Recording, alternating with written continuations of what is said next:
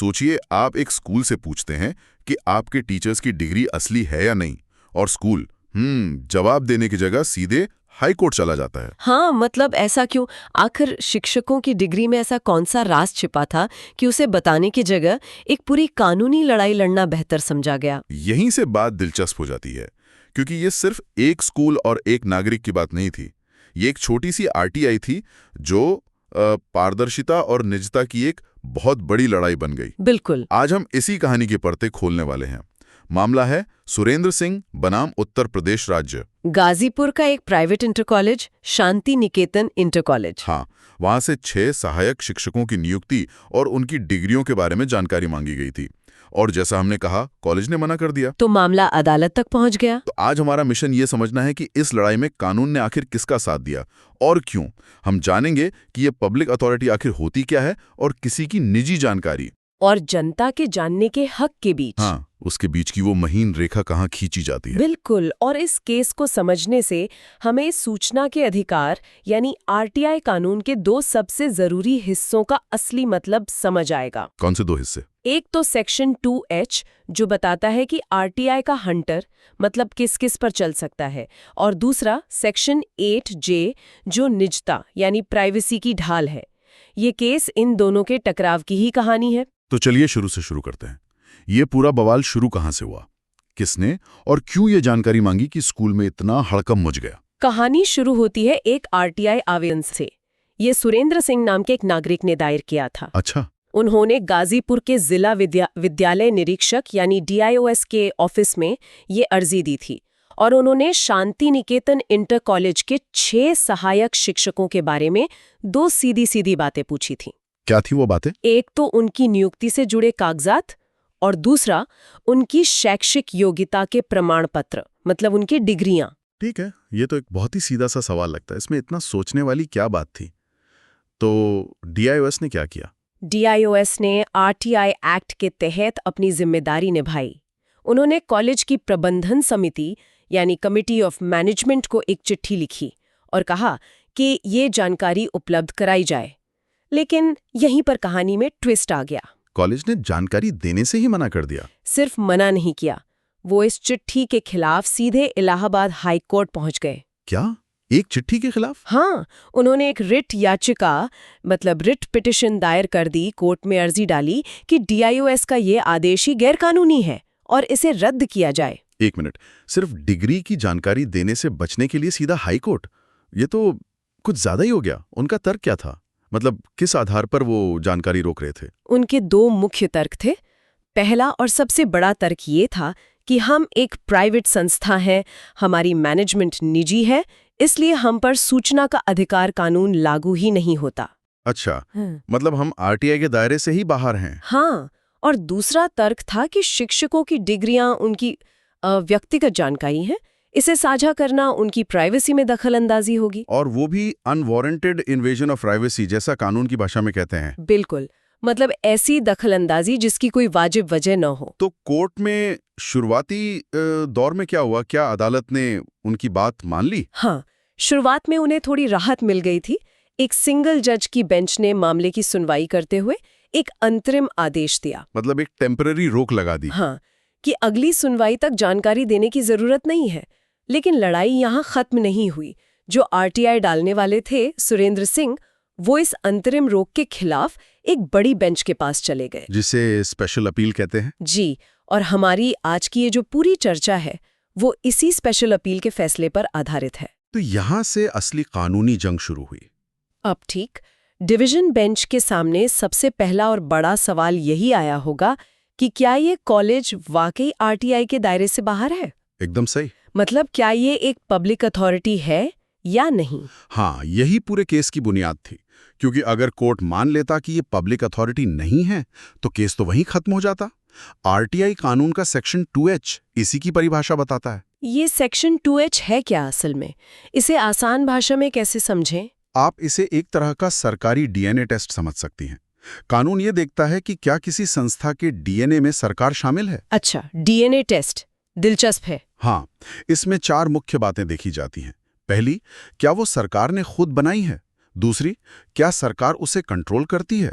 तीसरी, क्या सरकार उसे अच्छी खासी फंडिंग दे रही है। मतलब खिला पिला रही है, हाँ कह सकते हैं। और चौथी बात, क्या वो कोई ऐसी संस्था है जिसे सरकार ने खुद बनाया हो, कंट्रोल किया हो या फंड दिया हो? अगर इनमें से किसी का भी जवाब हाँ है तो वो एक पब्लिक अथॉरिटी है, और उसे आरटीआई का जवाब देना ही पड़ेगा। देना ही पड़ेगा। तो फिर सुरेंद्र सिंह के वकील ने कोर्ट में क्या दलीलें दी ये साबित करने के लिए कि स्कूल का ये सरकारी डीएनए टेस्ट पॉजिटिव है? उन्होंने 3 मजबूत पॉइंट रखे। पहला, ये कॉलेज भले ही प्राइवेट मैनेजमेंट का हो, लेकिन ये Uttar Pradesh intermediate education act 1921 के तहत बनी एक स्कीम से चलता है, मतलब सरकारी नियमों से बंधा हुआ है। ठीक है। दूसरा और सबसे अहम पॉइंट, कॉलेज को राज्य सरकार से अपने सभी टीचिंग और नॉन टीचिंग स्टाफ की पूरी सैलरी के लिए अनुदान मिलता था। पूरी सैलरी? हाँ, पूरी। इसे ग्रांट इन एड कहते हैं। ये कोई छोटी मोटी मदद नहीं थी, पूरी की पूरी तनख्वाह सरकार दे रही थी। और तीसरा पॉइंट? तीसरा ये कि कॉलेज शिक्षा देने का काम कर रहा है, जो कि एक सार्वजनिक काम है, कोई प्राइवेट बिजनेस नहीं। लेकिन फिर भी मैनेजमेंट तो प्राइवेट ही थी। क्या ये काफी नहीं था उन्हें आरटीआई के दायरे से बाहर रखने के लिए? मुझे कॉलेज का तर्क भी थोड़ा मजबूत लग रहा है। ये एक वाजिब सवाल है, लेकिन अदालत ने इसे कैसे देखा ये समझिए। कोर्ट ने कहा कि मैनेजमेंट का प्राइवेट होना एक बात है, लेकिन संस्था चल कैसे रही है ये ज्यादा जरूरी है। अच्छा। जब सरकार आपके सारे स्टाफ की तनख्वाह दे रही है और आपके ऊपर एक सरकारी कानून लागू होता है, तो आप ये नहीं कह सकते कि आपका सरकार से कोई लेना देना नहीं है। मतलब आपका वित्तीय और प्रशासनिक ढांचा दोनों ही सरकार से गहरे जुड़े हुए हैं। बिल्कुल। कोर्ट ने माना कि सरकारी पैसा और सरकारी नियम, ये 2 चीजें मिलकर उसे पब्लिक अथॉरिटी बना देती हैं। और मुझे लगता है कोर्ट ने किसी पुराने केस का हवाला भी दिया था। हाँ, अपने फैसले को और पुख्ता करने के लिए। केस का नाम था committee of management, Ismail girls national inter college Meerut बनाम उत्तर प्रदेश राज्य। उसमें क्या कहा गया था? उस मामले में भी कोर्ट ने यही कहा था कि जो प्राइवेट स्कूल सरकार से सैलरी के लिए अनुदान लेते हैं, वे पब्लिक अथॉरिटी ही माने जाएंगे। तो इस पुराने फैसले ने शांति निकेतन कॉलेज का केस और भी कमजोर कर दिया। ठीक है, तो कोर्ट ने एक दरवाजा तो खोल दिया, कह दिया कि स्कूल को जवाब देना पड़ेगा क्योंकि वो एक पब्लिक अथॉरिटी है। लेकिन मुझे लगता है मैनेजमेंट के पास एक और ताला था। प्राइवेसी का? हाँ, उन्होंने जरूर कहा होगा कि शिक्षकों की डिग्री तो उनकी निजी संपत्ति है। जी, और यही उनकी दूसरी और आखिरी उम्मीद थी। उन्होंने आरटीआई एक्ट के सेक्शन 8J की ढाल का इस्तेमाल किया। ये सेक्शन क्या कहता है? ये सेक्शन कहता है कि ऐसी कोई भी व्यक्तिगत जानकारी जिसका किसी सार्वजनिक गतिविधि या हित से कोई लेना देना न हो, या जिसे देने से किसी की प्राइवेसी में बेवजह दखलंदाजी हो, उसे देने से मना किया जा सकता है। तो कॉलेज ये कह रहा था कि एक टीचर की डिग्री का सार्वजनिक हित से क्या लेना देना? वो तो उसकी अपनी कमाई है, उसकी मेहनत है। जी, यही उनकी दलील थी, लेकिन कोर्ट ने इस तर्क की बहुत बारीकी से चीर-फाड़ की। अदालत ने कहा कि सेक्शन 8J की ये जो ढाल है, ये तभी काम करती है जब जानकारी का किसी भी सार्वजनिक गतिविधि या हित से कोई संबंध न हो। और यहाँ तो था। बिल्कुल। आप सोचिए, एक टीचर जो सरकारी सहायता प्राप्त स्कूल में पढ़ा रहा है, क्या उसका काम सार्वजनिक गतिविधि नहीं है? हाँ है, तो वो पब्लिक को तो पढ़ा रहा है। 10 कोर्ट ने यही कहा, शिक्षक शिक्षा देने का एक सार्वजनिक काम कर रहे हैं, उनकी नौकरी ही उनकी शैक्षिक योग्यता पर टिकी है। तो फिर उनकी योग्यता से जुड़ी जानकारी का उनके सार्वजनिक काम से सीधा संबंध है। सीधा और गहरा संबंध है, ये कोई उनका निजी पारिवारिक मामला नहीं है। यहाँ पर अदालत ने एक बहुत यादगार टिप्पणी भी की थी, मुझे याद है। वो इस पूरे मामले का सार एक तरह से। हाँ, और वो समझने वाली बात है। कोर्ट ने कहा, शिक्षकों के शैक्षिक प्रमाण पत्र उनके निजी दस्तावेज नहीं है, बल्कि वे उस संस्था के रिकॉर्ड का हिस्सा है जिनके आधार पर उन्हें नौकरी मिली है, और वे एक सार्वजनिक कर्तव्य निभा रहे हैं। ये बहुत गहरी बात है। इसका मतलब है कि जिस डिग्री के आधार पर आप सरकारी खजाने से तनख्वाह ले रहे हैं, वो डिग्री सिर्फ आपकी निजी नहीं रह जाती, उस पद की योग्यता का सबूत बन जाती है, और उस पद की जानकारी पब्लिक हो सकती है। वाह, इसका मतलब ये हुआ कि आपकी डिग्री तब तक आपकी है, हाँ। जब तक आप उसे लेकर कोई सार्वजनिक जिम्मेदारी नहीं उठाते। बिल्कुल। जिस पल आप सरकारी पैसे से चलने वाली संस्था में उस डिग्री के आधार पर नौकरी करते हैं, वो डिग्री एक तरह से समाज की अमानत बन जाती है। और जनता को ये जानने का हक है कि वो अमानत असली है या नहीं। आपने इसे बिल्कुल सही शब्दों में पकड़ लिया है। कोर्ट ने साफ कहा कि ये जानकारी देना निजता का अनुचित हनन, यानी अनवारंटेड इन्वेजन ऑफ प्राइवेसी नहीं माना जा सकता, बल्कि ये तो पारदर्शिता और जवाबदेही के लिए जरूरी है। एक और सवाल मेरे मन में आ रहा है, जिन 6 शिक्षकों की ये जानकारी मांगी गई थी, क्या उनसे पूछा नहीं जाना चाहिए था? क्या उनकी राय कोई मायने नहीं रखती थी? मैंने सुना है आरटीआई में थर्ड पार्टी का भी कोई नियम होता है। बहुत अच्छा सवाल है। आरटीआई एक्ट का सेक्शन 11 इसी बारे में है।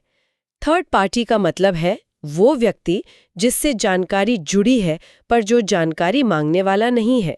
इस केस में वो 6 शिक्षक थर्ड पार्टी थे। तो सेक्शन 11 कहता क्या है? सेक्शन 11 कहता है कि अगर मांगी गई जानकारी किसी तीसरे पक्ष से जुड़ी है और उस तीसरे पक्ष ने उसे गोपनीय यानी कॉन्फिडेंशियल माना है, तो जानकारी देने से पहले उस तीसरे पक्ष को नोटिस देकर पूछना जरूरी है। तो क्या इस केस में शिक्षकों को नोटिस दिया जाना चाहिए था? अदालत का जवाब था नहीं। क्यों? और वजह बहुत दिलचस्प है। कोर्ट ने कहा कि नोटिस देने की शर्त तभी लागू होती है जब जानकारी गोपनीय हो।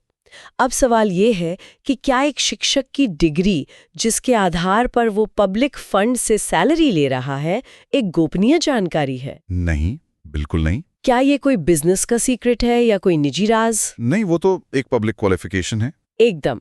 अदालत ने यही माना। कोर्ट ने कहा कि ये जानकारी गोपनीय नहीं है।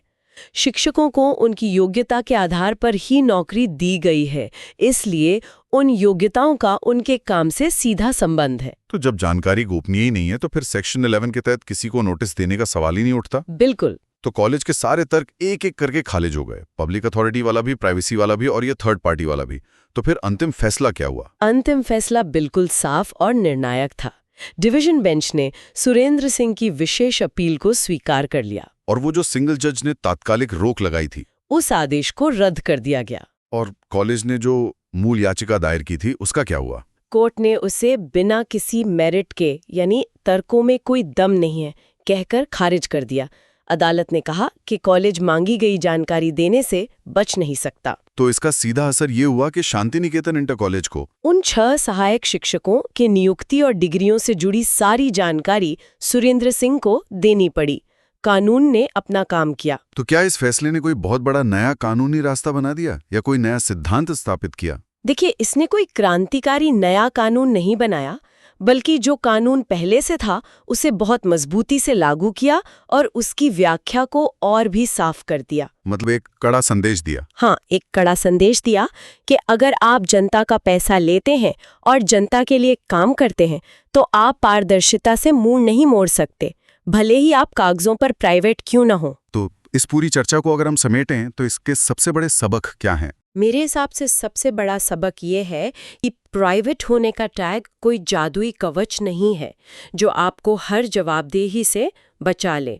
अगर आपके काम में सार्वजनिक पैसा और सार्वजनिक हित जुड़ा है तो आपको आरटीआई के सवालों का सामना करने के लिए तैयार रहना होगा। और दूसरा सबक शायद निजता के अधिकार की सीमाओं से जुड़ा है।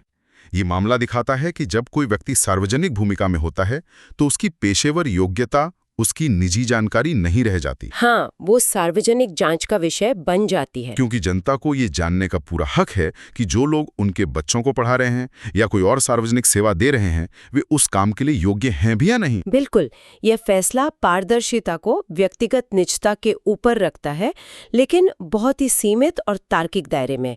यह हर निजी जानकारी के लिए नहीं है, सिर्फ उस जानकारी के लिए जिसका सार्वजनिक कर्तव्य से सीधा और साफ संबंध है। तो आखिर में ये पूरी बातचीत हमें एक बड़े सवाल पर लाकर खड़ा कर देती है। सवाल हमारे श्रोताओं के लिए सोचने वाला है।